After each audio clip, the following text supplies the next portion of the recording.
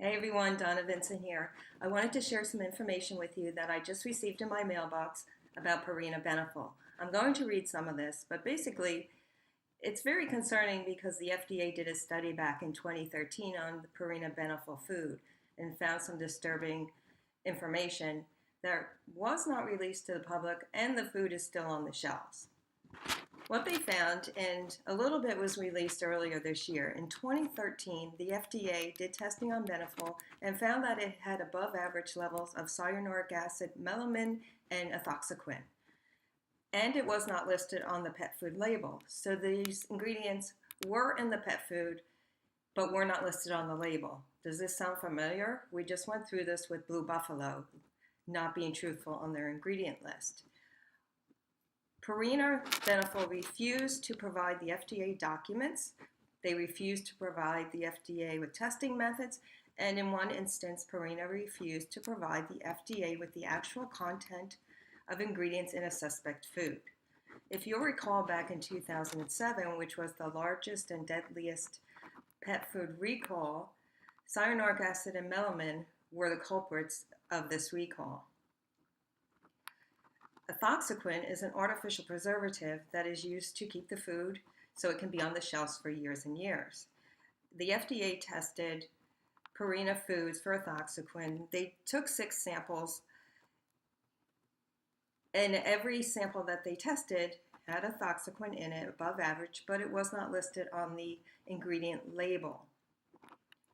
So you may be reading your ingredient list of the pet food thinking it doesn't have artificial preservatives, but it's just not listed on the label, which it should be. Now, ethoxyquin is one of the many artificial preservatives that you want to stay away from. The other ones include BHA and BHT. And these are known carcinogens. Melamine and cyanuric acid are 2 of the deadliest contaminants in the history of pet food. The FDA also released information regarding an inspection of the Purina Beneful plant in Arizona.